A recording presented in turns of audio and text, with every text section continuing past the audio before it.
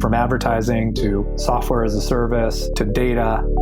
Across all of our programs and clients, we've seen a 55 to 65% open rate. Getting brands authentically integrated into content performs better than TV advertising. Typical lifespan of an article is about 24 to 36 hours. If we're reaching out to the right person with the right message and a clear call to action, then it's just a matter of timing. Welcome to the MarTech Podcast, a Ben J. Schaap LLC production. In this podcast, you'll hear the stories of world-class marketers that use technology to drive business results and achieve career success. We'll unearth the real-world experiences of some of the brightest minds in the marketing and technology space so you can learn the tools, tips, and tricks they've learned along the way. Now here's the host of the MarTech Podcast, Benjamin Shapiro.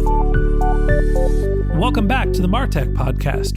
Today, we're going to wrap up our conversation about podcasting with Podcast Fast Track founder Carey Green. In our last few episodes, we've talked a little bit about the podcast industry as a whole, what it takes to produce a podcast, some marketing strategies, and what you can expect in terms of timeline, and a little bit about monetizing your podcast. And today, we're going to talk about where Carey's core expertise lies, which is outsourcing some of the production of your podcast. If you're new to podcasting or if you're an experienced podcaster, it's a great topic to think about how much you want to take on when producing your podcast and how much you want to hand to somebody else. Here is the rest of our conversation with Carey Green from Podcast Fast Track. Okay, Carey, welcome back. It's great to have you here. Thanks, Ben. Glad to be back. So we've covered a lot of ground. We've talked a little bit about your background. We've talked about why podcasts are a growing medium, how to create a podcast, how to grow a listener base, how to think about monetization. Tell me a little bit more about some of the services that you provide. You help people essentially outsource a lot of what goes into podcast production. Tell me about what those services are, why someone should outsource, and let's talk brass tacks. What does it cost to get a podcast up and running? Well, let's talk first of all about why someone would want to do it. I think that's really the starting point.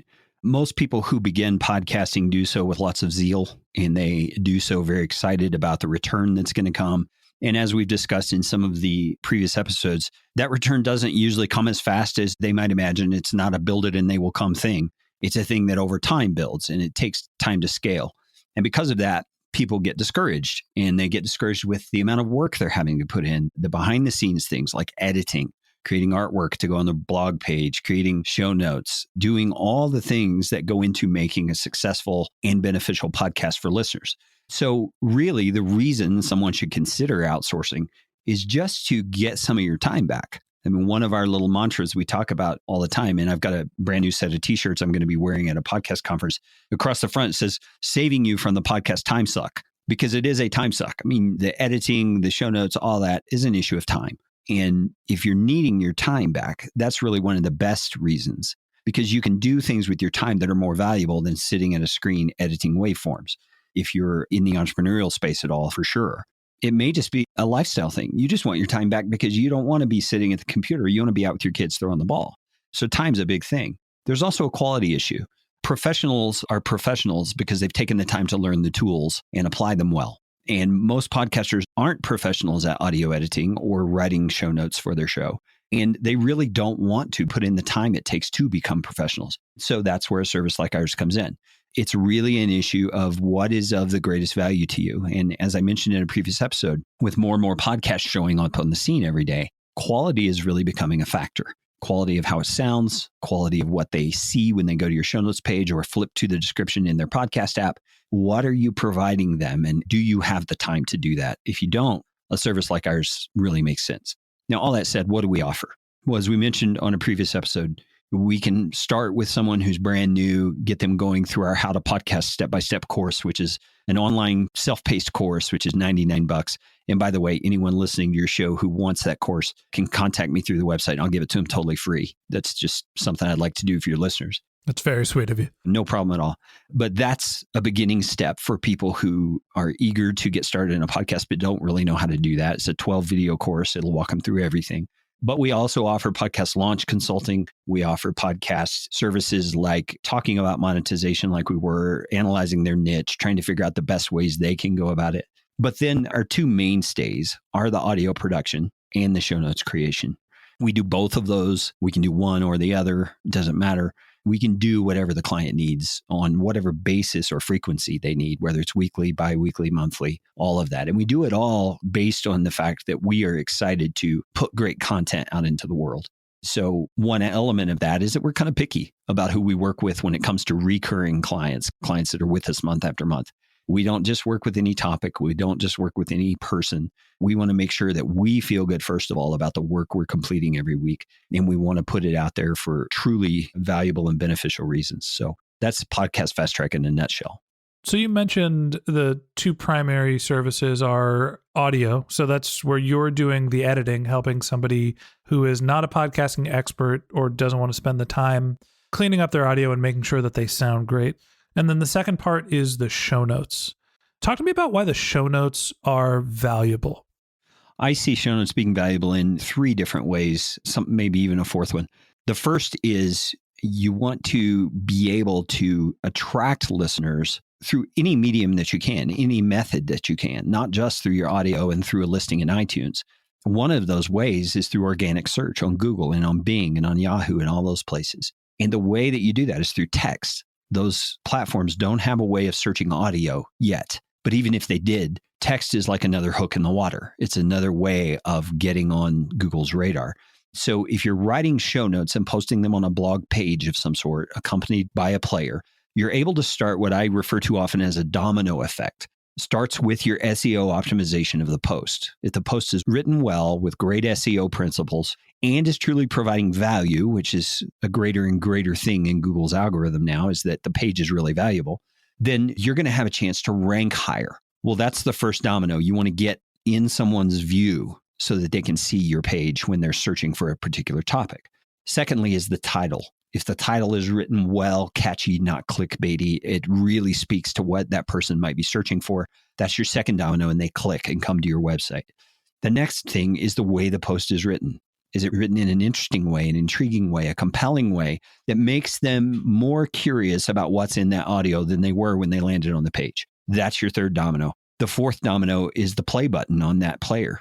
Are they going to hit that play button and start listening? And then it's really up to the quality of the audio and the podcaster's content to hook them in and say, man, I really like this show. I really think I could benefit from this. And then the next domino is they hit that subscribe button and they become an ongoing listener. That's what we're looking to provide through our show notes. And can anybody do it? Yeah, I've got episodes on my podcast or a series that tell you exactly what we do to produce our show notes. Every step, SEO optimization, everything. But it's going to take you time. It's back to that time issue. So it's an issue of, do you want the value of it? Yes. Okay. You either do it yourself or you hire it out to a VA or to someone like us. But I think show notes are essential. That's the first purpose, is for organic search. The second purpose is as a resource for your listeners. You want them to be able to come to the show notes page and find the resources you talked about, the links you mentioned, be able to get those easily. And one piece of this that I think people need to remember is that because we're in a mobile society and everybody's using smartphones to listen to podcasts, they can swipe to that description on the app and find that resource you mentioned immediately. But often they need you as the podcaster to remind them, hey, the resources are right there in your app. Just swipe to the description and you'll see them right there. So to me, that's a good call to action step that show notes can be used for, is to move your listeners to engage with you through contact links or to find resources, those kinds of things using the show notes. And then thirdly, I think there's more value to this than most people realize. If you create a well-optimized, well-written, very attractive show notes page, when you have a guest on your show, you're able to use that when you appeal to another guest and you say, would you like to be on my show? Look, here's how we profile you. Here's how we make you look good when you're on our show.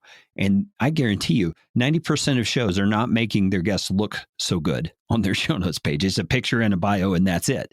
But if we write it in a way that highlights their expertise, and not as flattery in a bad way, but, is highlighting who they are and how the listener will benefit from making a connection with them, and even encourage connection with that guest is not only going to say, yeah, I want to be on a show like that, but they're also going to be more enthused about sharing that particular show notes page with their whole following because it highlights them so well. I feel like we have to do a better job on our show notes just specifically so we can share the page with you and not embarrass ourselves. Don't worry about that. I'm not bothered. So tell me a little bit about your business model. How do you price your services, for people that are looking to do audio, looking for show notes? What's the rule of thumb? I'm sure it's different for each relationship, but how do people evaluate how you charge? Well, the best way that I've encouraged anyone to evaluate, and it can sound like a high pressure sales thing, but it's not meant that way. It's really just simple math. You figure out how much time you're spending doing your audio editing and your show notes on an average week. And then you just figure out how much is an hour of my time worth. And you do the math. How much money am I spending in time to produce this podcast? Then you come to a company like us and you price out the services for what you're doing. And you compare the two, apples to apples.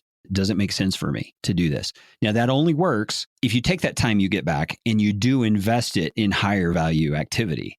Then you're able to make money on that time instead of just spend money on that time. But to get an idea, our monthly services are all in a subscription model. So you sign up for a monthly subscription for a certain number of episodes. You can sign up for show notes only, audio only, or both. You can include with that episodic artwork. You can include with that audiograms customized for your brand that you can use to promote. I mean, there's all kinds of ancillary services you can add to a basic package. And we price all that out depending on what it is you want. To give you a ballpark figure, if someone wanted audio production and show notes with an average level of editing and 4 episodes a month, you're looking at just over $800 a month for that kind of a service. Providing it's all average, it's pretty typical. But if it's higher end on the edit or higher end on a longer blog page, or you want some of those other services, obviously the price goes up. If you want less, price goes down.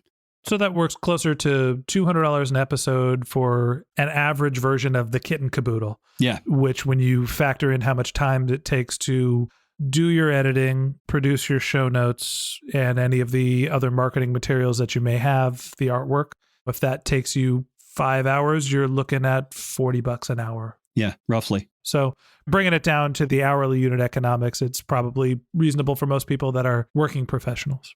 Absolutely. I've had clients before ask us, how are your prices so cheap? I mean, I know $800 a month sounds pretty steep for a lot of people, and it is depending where you are in your journey. But some of these accomplished people like you're talking about who are pretty successful, they say, I'm surprised it's so affordable. And it's because we've honed in our systems and we make sure it works, and we hire quality people who are willing to do quality work. And because they're quality people, they can do it quicker. So our costs are less. It just is a model that seems to have worked really well. Great. All right. Well, Carey, I think that we've covered a lot of ground this week. It's been great learning about the podcast medium, to hear a little bit about your services and how you're helping podcasters. So just want to say thank you for taking the time to be our guest. And before we let you go, is there anything that you want to promote, describe, anybody you want to give a shout out to? No, I just want to say thanks to you, Ben, for letting me be on the show and for all these great questions. It's been great. And just remind anybody, if they want to get that How to Podcast Step-by-Step course, just go to podcastfasttrack.com and use the contact form. It comes directly to me at this point. And tell me you want the course for free, and I'll give it to you. Tell them you heard it from the MarTech podcast. That's right. Okay, that wraps up this episode of the MarTech podcast and our entire week covering how to produce a podcast.